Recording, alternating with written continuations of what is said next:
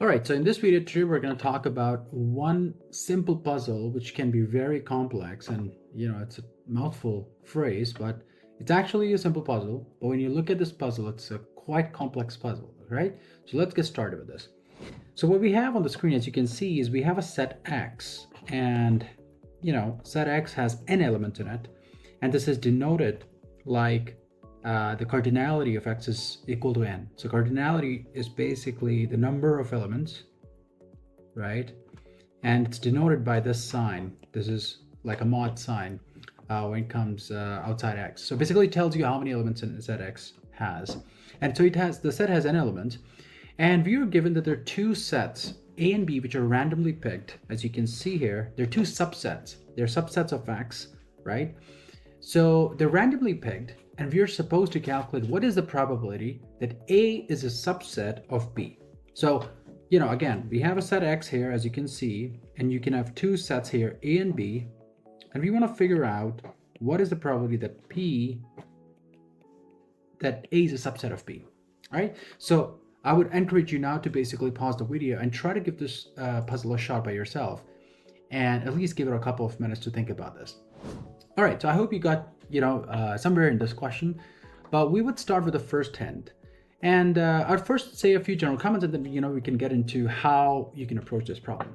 So, if you talk about some set theory basic stuff, you have n elements, right? So each of these elements,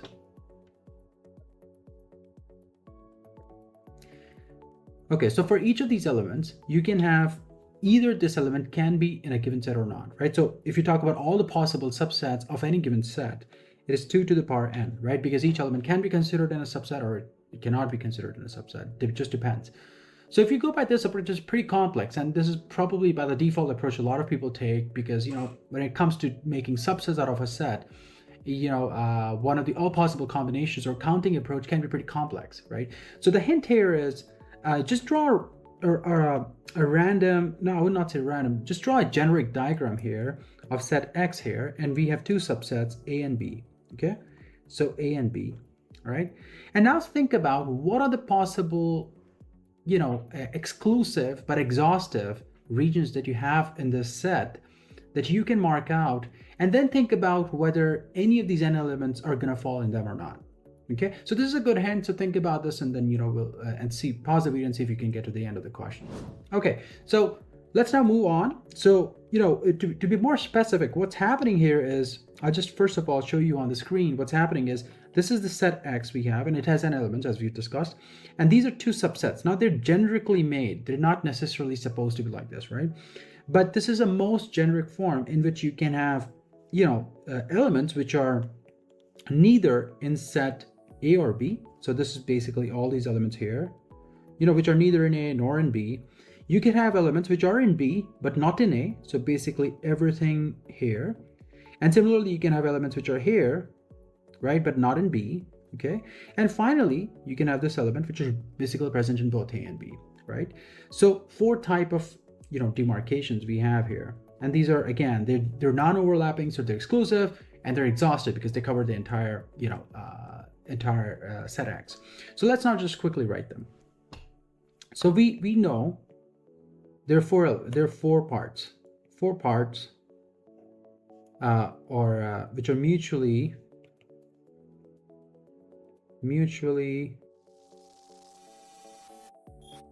So yeah, so they're mutually exclusive and exhaustive, and basically exclusive means they're non-overlapping, and exhaustive means together they cover the entire set X.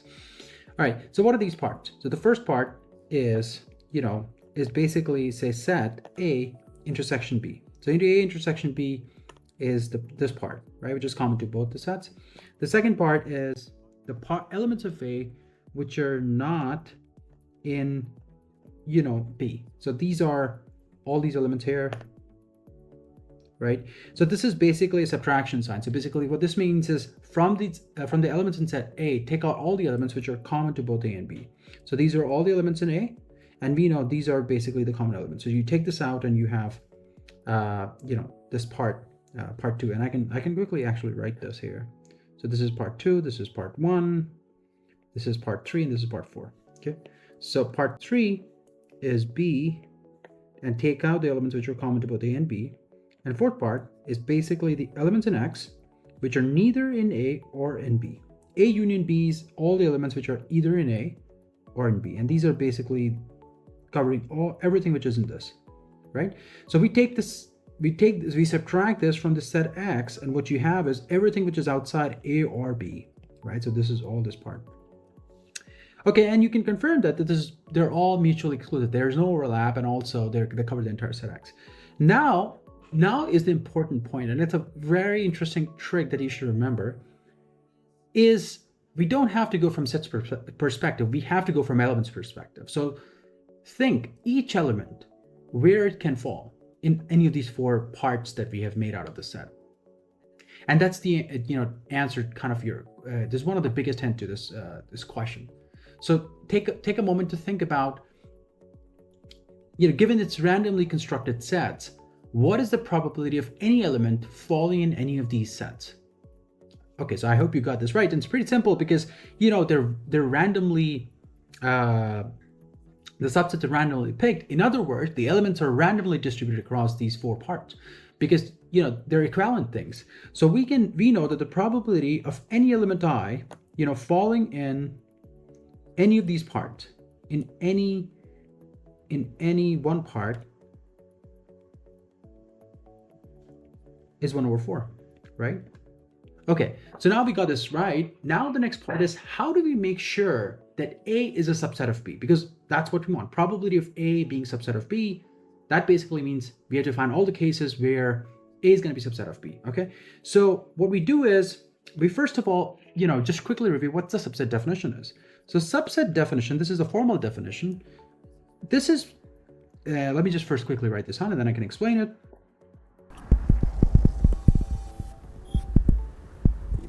Okay, so what's happening here is, what this says is, this is the definition of A being subset of A, and this is equivalent, and this is equivalent to both sides. That basically means, if this is true, this implies this, or if you have this condition which is satisfied, then this implies this, okay?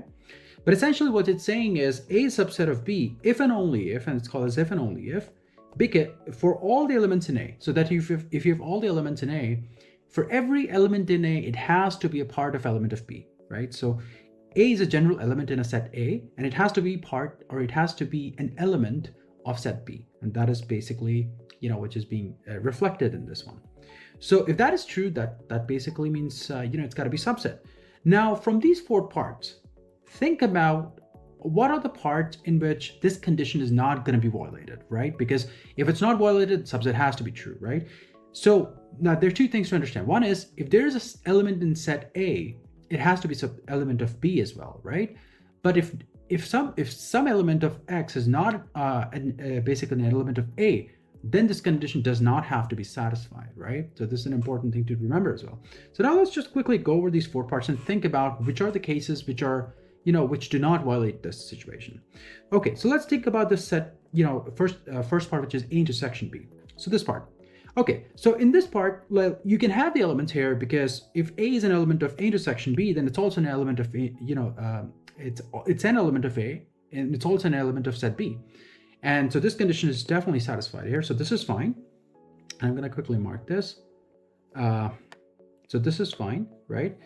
Let's talk about the next one, which is this part, which is A with an element being part of A, but not the part of the intersection of A intersection B.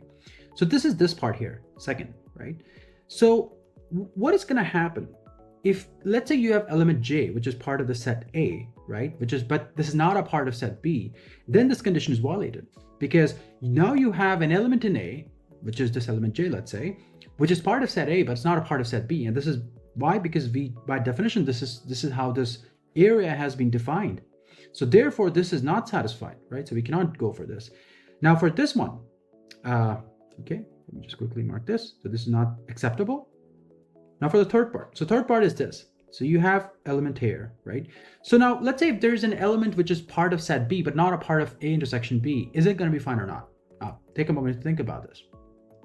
So actually, the reality, it's going to be fine. The reason being, if there is an element which is not a part of set A, as the definition says here, then it's fine. You don't have to be bothered about any condition being satisfied or not. So therefore, the subset definition is not really violated here, and it's going to be okay.